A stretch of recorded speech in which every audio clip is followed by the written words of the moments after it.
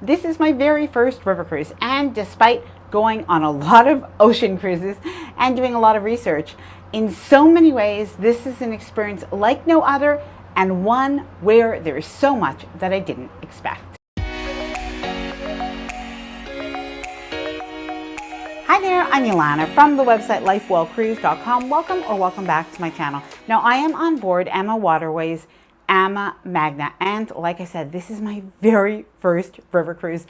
And if you're considering a river cruise, this might be your first one as well. Now, it's been a little while since I've done a Q&A style video, but I know there's been a lot of curiosity about river cruises lately, and many of you did have questions. So in today's video, I am going to be sharing our first impressions of this ship, of this Danube River cruise. It has been wonderful, spoiler alert, and I am going to be answering like some of your specific questions. Now, before I get started, I did want to mention two things. Firstly, this is not a full review. We're on day 3 of our Danube River cruise, so I am going to be sharing with you like our first impressions, but once I get home, I'm going to compile all of my footage and I'll share it all with you. And secondly, if you like this video, if you find it helpful, informative, or enjoyable in any way, then please do give this video a big thumbs up. I really do appreciate it, and please subscribe to the channel if you haven't done so already. Let's get started. Okay, so first, a little bit about this river cruise. We're on board AmaWaterways AmaMagna,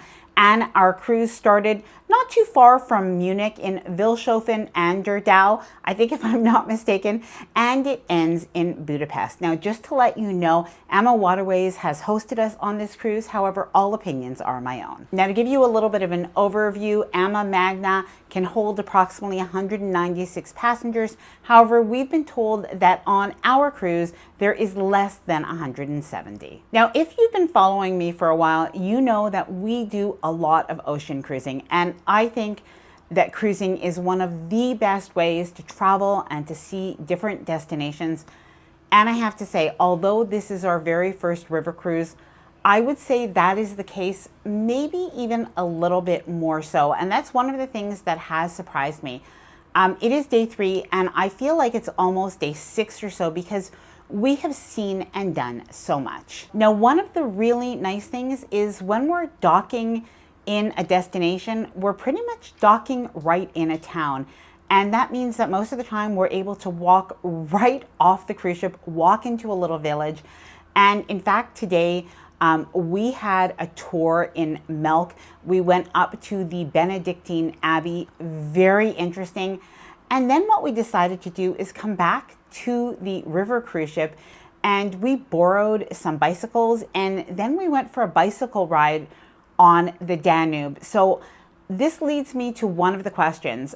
Some people were wondering, does everything have to be done in groups? Now, of course, I cannot speak to every river cruise line, but I can tell you that on AmaWaterways, when it comes to the excursions, there are 3 to 4 different excursions that you can choose per day. And you could do something very gentle where you have, for instance, a bus to bring you to the destination, or in other cases, you can choose something that's a little bit more active, like hiking to, the Abbey, or even doing a bike tour. So this afternoon, for instance, Ethan is going to be doing a bike tour, while Frank and I are going to be doing a walking tour. So it does give a little something for everybody. And if you don't want to do that activity, you can actually take bikes or walk on your own. Oh, and speaking of that, this is something that had surprised me as well. I knew there were different excursions, which I really like, but I just thought that must mean that sometimes you're with 50 or 60 other people and you're all going together. Not so. So for instance, something that we have noticed is if there were, let's say, 40 people doing one excursion, there are 2 guides and 2 different groups. So far we've never been in a group of people that I think is larger than about 20 or 25 people. And I'm going to move on from excursions in just a minute, but I did want to let you know, one of the things that we really liked and really wanted to do for this cruise. It is a Danube River cruise. It's been on our wish list for a long time. Frank's father is from the Salzburg area of Austria. We've always wanted to visit, and of course, many of you might have seen, The Sound of Music. We actually watched that movie in preparation for this cruise, even though I've watched it before. So we had a chance to visit Salzburg. Now that was a farther way away. I think it was a good 2-hour bus ride, but a great chance to see it. So we had an absolutely wonderful, like almost magical time in Salzburg. It was so good. We had schnitzel. We had something called, I think it's called Salzburg Knocker. I'll put the wording up. A traditional, Austrian dessert. Really absolutely wonderful day. Okay, so speaking of food, I know a lot of people have asked, what is the dining like? What is the food like? So firstly, the food has been very good. Now, we've mostly eaten in the main restaurant, but there are actually 4 different restaurants on this specific ship. So there's the main dining restaurant, and it's basically open seating, and that means that you can eat on your own if you want, but you can also eat with other people. And so I know some of you asked, if we're only 2 people, do we have to sit with a group of people? No. So there are some tables for 2. And in our case, we were 3 people. So, sometimes we ate just the 3 of us. Other times we really liked the view of some tables for 6. So we sat down and we met some new people, and that works too. Now, the cuisine itself has been very good, and the menu has been varied. And I know a lot of people are wondering, especially if you're used to an ocean cruise, that there are many different restaurants. Is there enough to eat? There is 100% enough to eat. Not only does the menu change, for lunch and for dinner daily, but as well you have certain items that are like always available. Now, the first night I felt like having salmon, but salmon is always available. It was very good. And there is steak that's always available as well. And during the lunch, whether you eat in the main restaurant or one day we decided to eat at Al Fresco, which is a more casual menu at the very front of the ship. So you can have some pizza, you can have some salad, you can have a hamburger. So if you want that, you can go there. But you can also have these items in the main restaurant. And this is just personal preference, but I actually kind of like the comfort of the main restaurant, but both are very good. Now, one night we did do chef's table. And by the way, this is included on this ship. I am going to save the full review for later, but let me tell you, we did not go hungry. It was very good. Is all of the cuisine German or Austrian? So no, it is not. But there are some local specialties, and this is something that is really nice. But honestly, there's, the kind of food that you'd eat if you were in a city or on a cruise ship. So whether it is steak, or last night we had lamb chops that were really good. So you're going to find all of that as well. And I do think for people that are picky eaters, that you're always going to find something that you like. All right, let's talk about what to wear on a river cruise. And this is worth a whole other video in itself. So let me know if you want to see what I wore on my river cruise. But I do actually have a video. It should be coming out, or maybe it's already come out, of what I packed for my river cruise. So I'll leave that at the end of this video. But I know a lot of people wondered, is it casual on a river cruise? Is it stuffy? Do you have to dress up all the time?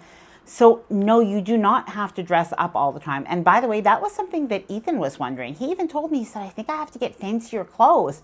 And, I spoke to other people about it, and I watched videos, and I saw that that was not the case. And basically, I would say people dress nicely on a river cruise, but you don't have to think about bringing formal wear. So wear the kind of clothing that you'd wear on a normal vacation, and you are going to be just fine. I would say make sure that you bring some running shoes or some sneakers, because there is a lot of walking. In particular, we're on a Danube River cruise, and there's a lot of cobblestones and that kind of thing. So you do want to have shoes that are comfortable. What do I think about AmaMagna and this specific river cruise ship?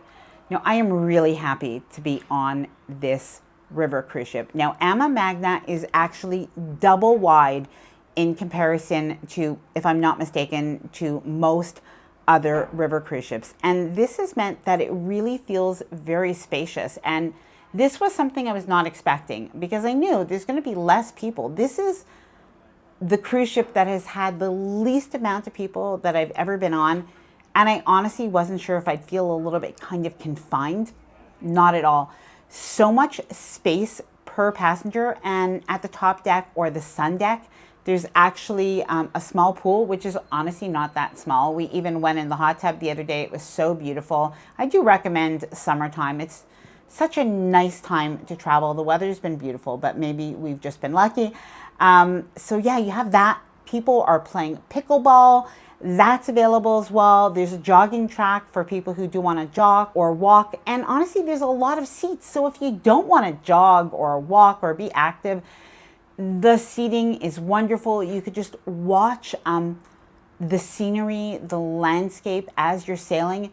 It is absolutely so picturesque, so beyond what I ever expected. Now, I have something funny to share, and I know some people ask me about this. How old are people on the river cruise ship? Honestly, it is all ages, but I truthfully did think Ethan is 25, and I thought he would be the youngest person by maybe 25 years.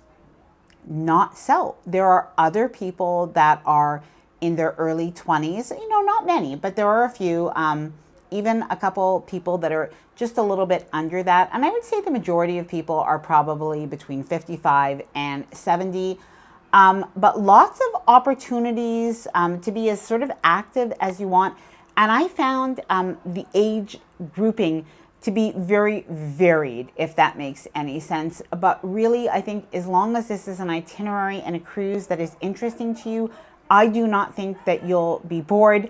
I think that you will really enjoy it. All right, let's talk entertainment. Now again, I'm only 3 days in, but what has the entertainment been like? Well, keeping in mind that we are visiting a lot, and I would say on our river cruise that the focus is on the destinations, on the sailing, on the information, on the cuisine, on the experience, on the wine, all of that. And by the time, let's say we get to the evening time, from 5:30 to 6:30 on our cruise, there's been a sip and sail hour.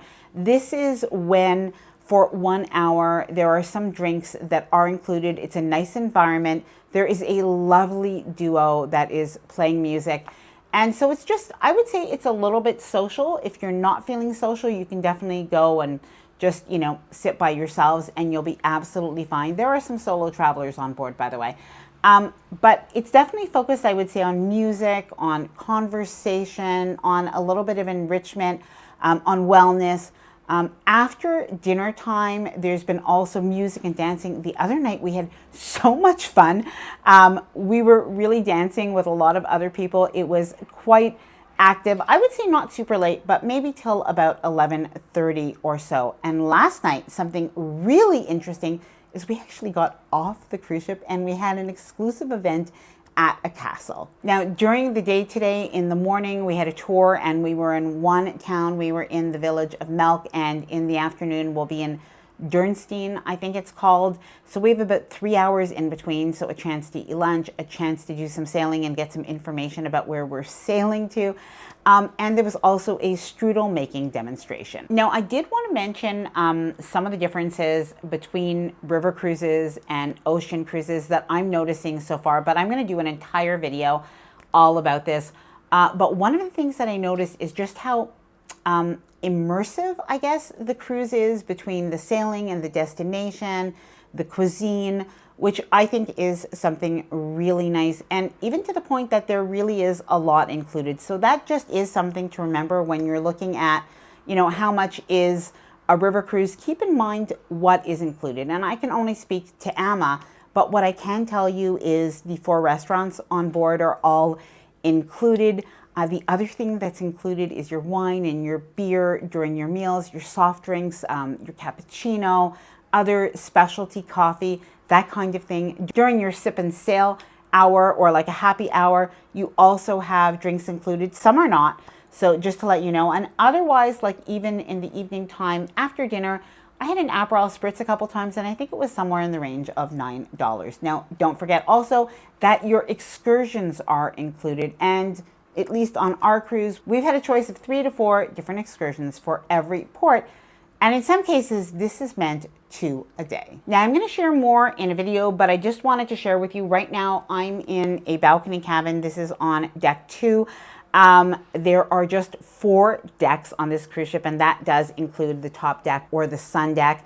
And Ethan is on deck 1. He has, I guess it would be called an ocean view. I don't know the exact name of it, but basically there are windows, but they're sort of high up windows. So they have a little bit of a view but not a large ocean view the way some of you may be used to. But it does give a choice of different types of cabins depending on your budget. Now, I'd love to hear from you. Please let me know if you are considering a river cruise, and let me know your questions as well, because I definitely will share the answers to them in an upcoming video. I hope that you enjoyed this video. I will leave a video all about what I packed right at the end of this one. And if you did enjoy this video, please do give it a big thumbs up. I really do appreciate it. And please subscribe if you haven't done so already. Bye for now, and happy cruising.